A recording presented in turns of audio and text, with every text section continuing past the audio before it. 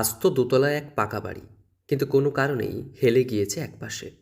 স্বাভাবিকভাবে চিন্তায় পড়েছেন ঘরের মালিক, কিন্তু সেই চিন্তাকেই যেন দূরে সরিয়ে ঘর মেরামতিতে ভিন রাজ্য থেকে মিস্ত্রি এনেছেন বাড়ির মালিক। দোতলা কংক্রিটের বাড়িকে লোহার জ্যাক লাগিয়ে করা হচ্ছে সোজা, আর যা দেখতেই বেশ উৎসাহ সাধারণ মানুষের মধ্যে। ভিন রাজ্যে নয়, এ রাজ্যের মেদিনীপুরের দাসপুরের এমন ঘটনায় হতবাক সকলে। দোতলা পাকা বাড়িতে জ্যাক লাগিয়ে সোজা করা হচ্ছে।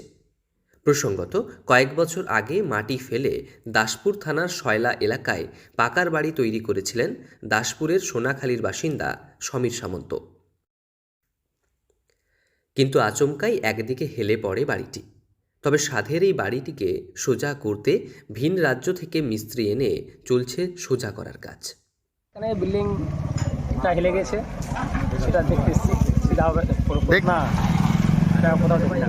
এই প্রথম আপনি হ্যাঁ, আমি খবর দেখি। কি মনে হয়? মনে হচ্ছে তো হয়ে যাবে, যে দেখছি যে হচ্ছে, মানে সিধা হয়ে যাবে। মানে এভাবে কাজ দাসপুরে আগে হয়েছে কখনো? না না না, এভাবে প্রসঙ্গত, মাটিতে ভিত কেটে রড, সিমেন্ট, বালি, ইট দিয়ে ধীরে ধীরে তৈরি করা হয় কংক্রিটের পাকা বাড়ি। ইচ্ছে অনুযায়ী দাসপুরের সোনাখালীর বাসিন্দা সমীরবাবু শয়লা এলাকায় তৈরি করেছিলেন দোতলাই বাড়ি।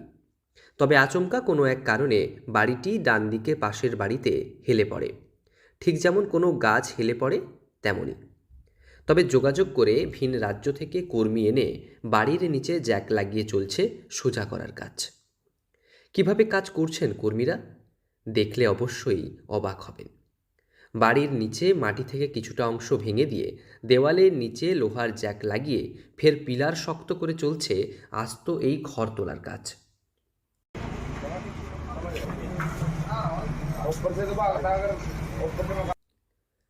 প্রসঙ্গত, হরিয়ানার একটি হাউস লিফটিং কোম্পানির একাধিক কর্মী কাজ করছেন এখানে।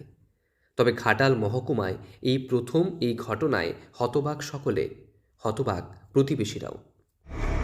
বাড়িটা তৈরির পর থেকে কি গন্ডগোল হেলে গেছিলো, পুরো সেই ঘরে পাশের ঘরে ঠেকে গেছিলো না।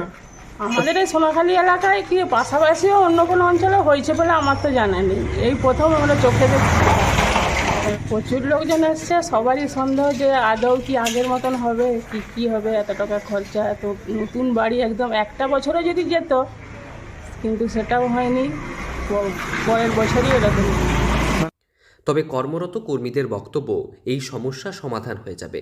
মাত্র 20 থেকে 25 দিনের মধ্যেই সমাধান হবে এই সমস্যার। প্রতিদিনই এই ঘর সোজা করার ছবি দেখতে বেশ ভিড় জমাচ্ছেন উৎসুক মানুষ। পশ্চিম মেদিনীপুর থেকে রঞ্জন চন্দ্রের রিপোর্ট, লোকাল 18 বাংলা।